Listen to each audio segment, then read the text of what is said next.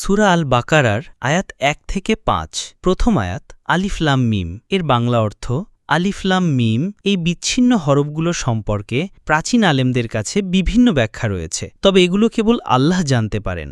দ্বিতীয় আয়াত জালিকাল কিতাবু লা রাইবা ফিহি হুদাল্লিল মুত্তাকিন, ওই কিতাব যার কোনো সংশয় নেই, তাতে মুত্তাকিদের জন্য রয়েছে হেদায়ত অর্থাৎ পথ প্রদর্শন। তৃতীয় আয়াত আল্লাযীনা ইউমিনুনা বিল গায়বি ওয়া ইউকিমুনাস সালাতা ওয়া মিম্মা রাযাকনাহুম ইউনফিকুন, যারা গায়েব সম্পর্কে ঈমান স্থাপন করে, সালাত প্রতিষ্ঠা করে এবং যাকাত আদায়ের মাধ্যমে আল্লাহ প্রদত্ত উপার্জনের কিছু ব্যয় করে। চতুর্থ আয়াত ওয়াল্লাযীনা ইউমিনুনা বিমা উনজিলা ইলাইকা ওয়া মা উনজিলা মিন ক্বাবলিকা ওয়া বিল আখিরাতি হুম ইউকিনুন, এবং যারা যে হেদায়েত তোমার প্রতি নাজিল হয়েছে ও যা তোমার পূর্বে নাজিল হয়েছে উভয় বিষয়েই বিশ্বাস করে এবং শেষ দিনের ব্যাপারে দৃঢ় সঠিক বিশ্বাস রাখে। পঞ্চম আয়াত উলাইকা আলা হুদাম মির রব্বিহিম ওয়া উলাইকা হুমুল মুফলিহুন, এই লোকেরা তাদের রবের পক্ষ থেকে হেদায়েত লাভ করেছে আর এরাই প্রকৃত সফল। সংক্ষিপ্ত তাফসীর। সূরা আল বাকারার সূচনা আয়াতগুলোর মাধ্যমে কোরআনকে একদম পরিষ্কার অপ্রশ্নজনীয় গ্রন্থ হিসেবে উপস্থাপন করা হয়েছে,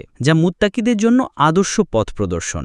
যিনি অদৃশ্য জগৎ ও পরকালের উপর পূর্ণ বিশ্বাস স্থাপন করেন, নিয়মিত নামাজ পালন করেন এবং আল্লাহ প্রদত্ত সম্পদ থেকে সদকা দেন, তারাই আল্লাহর পক্ষ থেকে বাস্তবিক হেদায়েত পায়। এই অবস্থা তাদেরকে প্রকৃত সফলতা এনে দেয়। একটি ঘটনা হাদিসবৃন্দ থেকে বর্ণিত একটি উল্লেখযোগ্য ঘটনা হল ওসাইদ ইবনে হুযাইর রাদিয়াল্লাহু এর। সে একবার রাতের বেলা সূরা আল বাকারা পড়তে থাকে। তার পাশের ঘোড়াটি লাফাতে শুরু করে। তিনি পড়া বন্ধ করলে ঘোড়াও থামে, আবার পড়া শুরু করলে ঘোড়াও লাফায়। এমন ৩ বার হওয়ার পর তিনি পড়া থামিয়ে তার শিশুপুত্রকে নিরাপদ জায়গায় নিয়ে যায়। পরের দিন রাসূল সাল্লাল্লাহু আলাইহি ওয়াসাল্লামের কাছে গিয়ে ঘটনা জানান। রাসূল সাল্লাল্লাহু আলাইহি ওয়াসাল্লাম বলেন, ওই আলো প্রভাতে উঠন্ত গগনবিহারী জ্যোতির্ময় ফেরেশতা ছিল, যারা তার তিলাওয়াত শুনে উপস্থিত হয়েছিল। যদি পড়া বন্ধ করা না যেত, তারা সকাল পর্যন্ত সেখানে হতো, আর মদিনার লোকেরা তা দেখলে চোখ জুড়িয়ে যেত।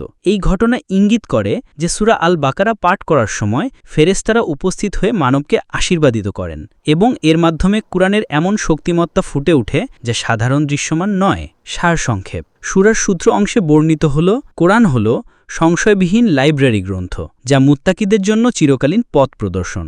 সলাত থেকে আয়াতগুলোর মাধ্যমে মুত্তাকিদের গুণাবলীর পরিচয় দেওয়া হয়েছে।